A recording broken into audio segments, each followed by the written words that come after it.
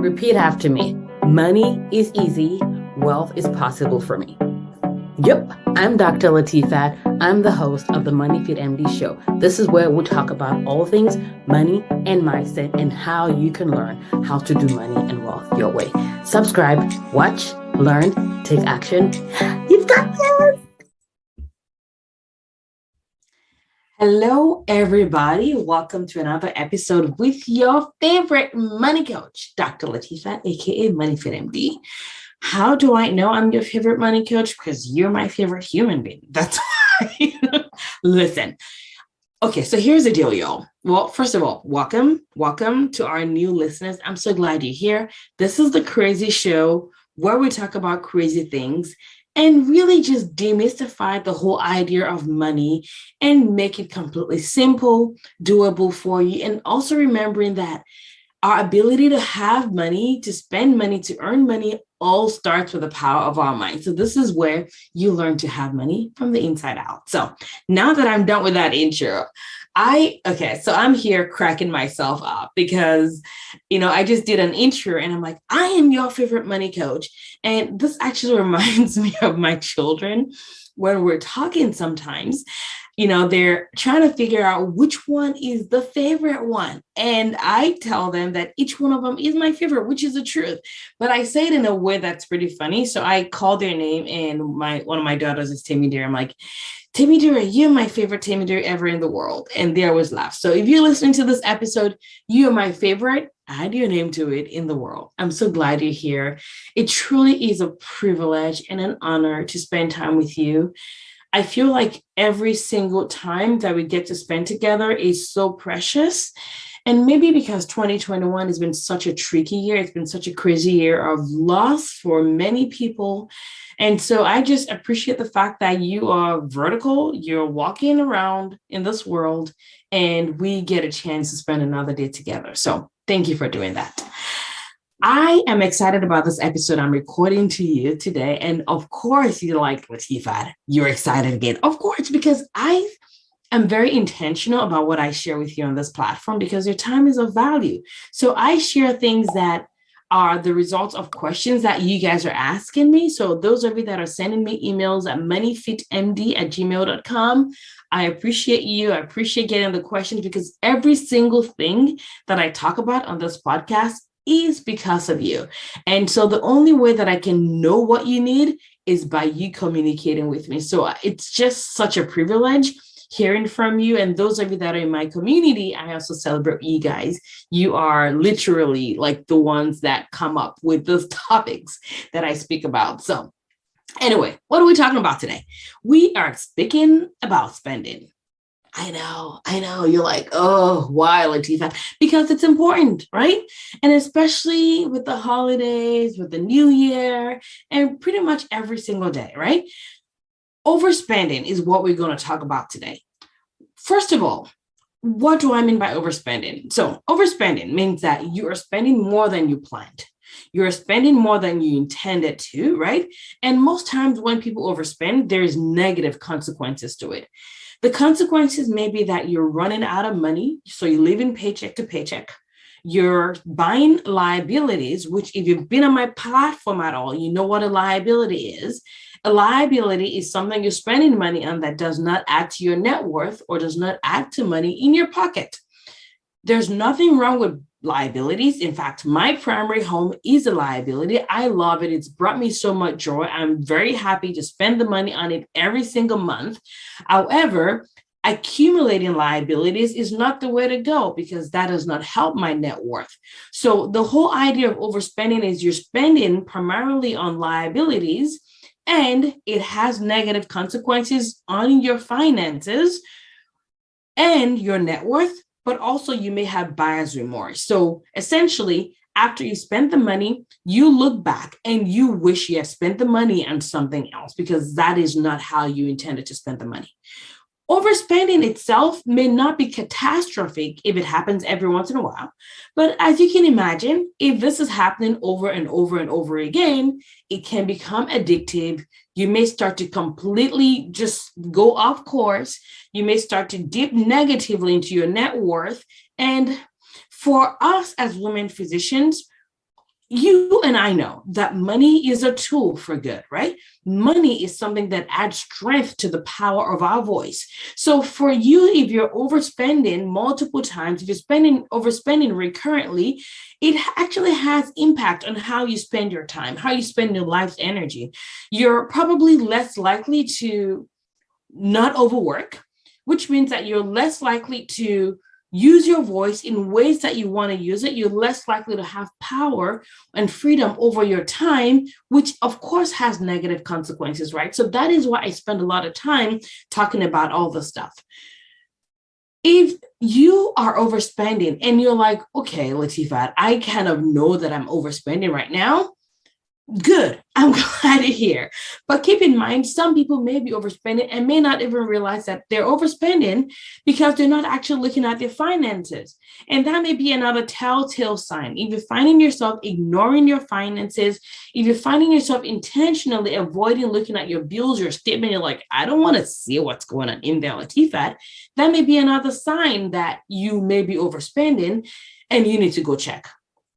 I will say, if you don't have a set amount of money that you're actually planning on spending, you may not really technically be overspending because you're like completely off the curve because you never even decided how much money you were spending. So the thing is, I want you to spend, but I want you to not have buyer's remorse. I want you to spend, but I don't want you to regret looking at your bills or avoiding looking at your bills. I want you to spend, but I want you to spend and have money left at the end of the month so that you can spend money in ways that adds value to your life. I want you to spend, however, I want your net worth to grow. And you and I know that in order for you to do that, it is going to take an active step of planning. It's going to take an active step of choosing where your money goes. So it's interesting. I'm actually going to share a brief story about one of the amazing women physicians in my group. So the group that I'm talking about is the Money School for Badass Women Physicians. Oh my goodness. If you're not in there, you need to check us out because I don't know what the heck you're doing with your life otherwise. So anyways, okay, that was funny. But the bottom line is there was this amazing woman physician who joined us. And her goal was that she had been struggling for years and years to have money.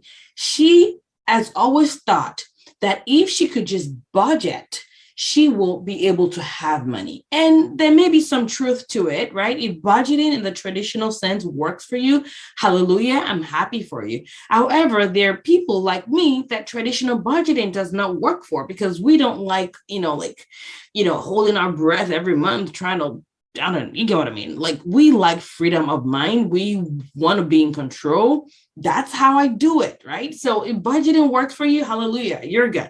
But if it doesn't work for you, then welcome here. You found your people still.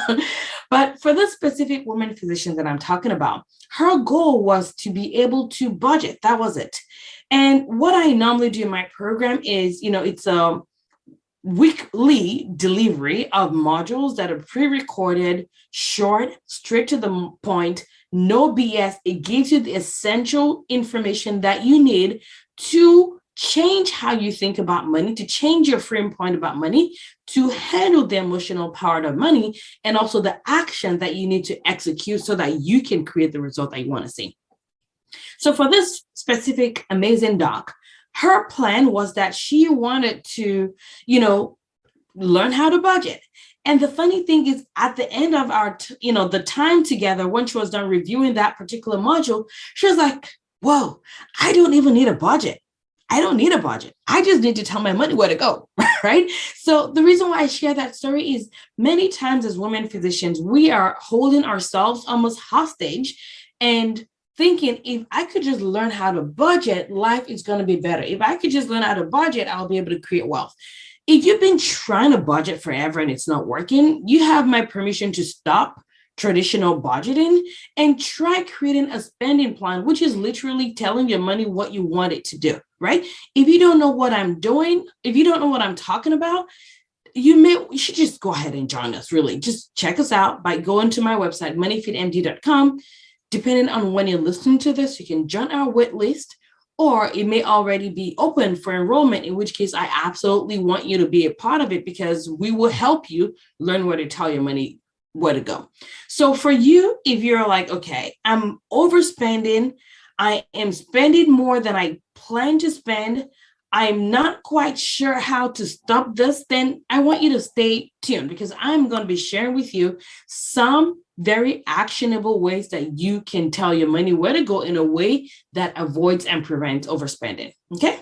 So the number one thing is I want you to set goals, right? Just forget budgeting for a second. Just set goals, meaning when I look at my money, what do I want it to do for me? Think about it like little armies that you're sending out into the world. What kind of value do I want to get back in return for what I'm spending? So if we're talking about holiday spending, if we're talking about, things that you want to do with your money, deciding how much you want to spend on that specific thing may be your value.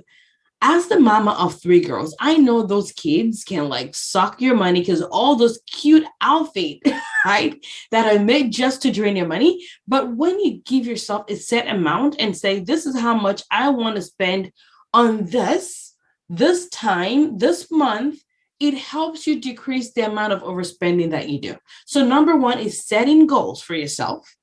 And number two is just decide. Just decide, do I want to spend this way or do I not want to spend this way? Just make it as a matter of fact, the same way you would say, I want to send this person to the emergency room or not. I want to do this procedure or not. I want to tap this joint or not. I want to start a blood pressure medication or not. We make decisions every single darn day, so many times during the day. So this is just one of them. Just set the goal, set the amount, and decide. That's it, right? That's it. And then the number two thing is there are certain things that are recurrent in our lives that are not surprises.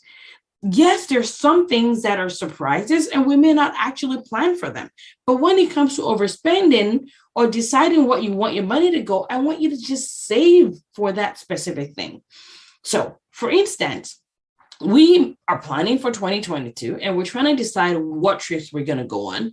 How much do we want to spend on family vacation? How much we want to spend on investment? How much do we want to spend on blah, blah, blah, blah, blah, whatever that thing is for you, right? So for us, if we know that we're going to be taking a trip at a certain time, we can save for it. We already know it's going to happen next year, right? I already know I'm going on a trip with those people for a weekend. How much do I want to spend on that? If I made that decision, I already decided that's how much I want to save for it. That's how much I want to spend. And then I could ask myself, how much do I need to save every single month in order to be able to achieve that? And what I do then is I automate it. So if you're listening to this recording in January, you already know that God willing, Christmas is going to happen. If that's the time that you tend to overspend, just decide right now, how much do you want to spend in December for gifts? If that's like the main thing that you guys like to do for the holidays, I know not everybody likes to spend on gifts. I'm not a huge December gift shopper either, but you can literally say in December, we want to spend $1,000 on gifts. So every month I'm going to just have this separate account that is automated and there's $200 every single month that's going towards Christmas gifts and that's it, right? That way you've decided. And when it's December, you already know what your plan is. So now you're not like, okay, well, should I overspend or not overspend? You already have a plan and that's it. Okay. So number one is set your goals and decide. Number two is you save for it, as well as automating it, right? Because that does help you increase your chances of being able to create the future that you want to see, right?